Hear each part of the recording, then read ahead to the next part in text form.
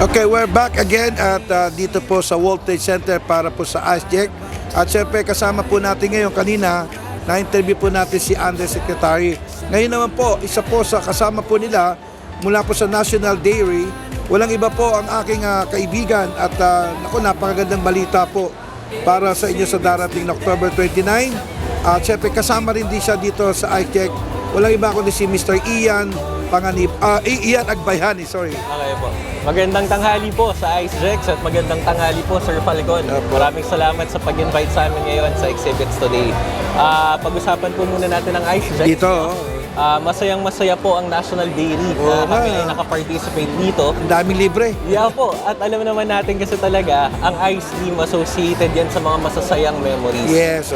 At bukod po doon, ang mas malalim doon ay aming mandato sa National Dairy kasi ang ice cream po ay may gatas. Tama. At anything po na related sa gatas, yan po ay sakop ng National Dairy. Kaya masayang-masaya po kami nung nakaparticipate kami ngayong umaga. At meron kayong booth dito, no? Meron po. Anong booth number po? Nandito po kami, tabi po kami ng Go Negosyo sa may bandang gitna. Namimigay po kami ng libreng gatas dito. Libre po. Ang madali-madali lang, kailangan lang mag-register, kailangan lang i-like ang aming Facebook page, may libreng gatas na po. Wow. So at siyempre, hindi lang natatapos dito, meron pa kayong second event. Yes sir, meron po. Iniimbitahan po namin ang mga CSR heads ng mga kumpanya dahil sa October 29, meron kaming launch ng aming private milk feeding program ng private sector. Ito po ay magaganap sa Diamond Hotel, October 29, from 9 hanggang 12.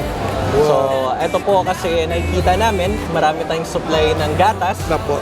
Pero dahil ang milk feeding program ay kakaunting araw lamang, Opo. parang ililink namin ang private sector sa ating mga lokal na magsasaka. Wow, that's very good project. No? Yes po. Congratulations agad, sir. Thank So, you, imbitahan mo sila sa October 29 at syempre dito po para po ma-experience nila kung paanong umapaw ang mga ice cream dito. Yes po.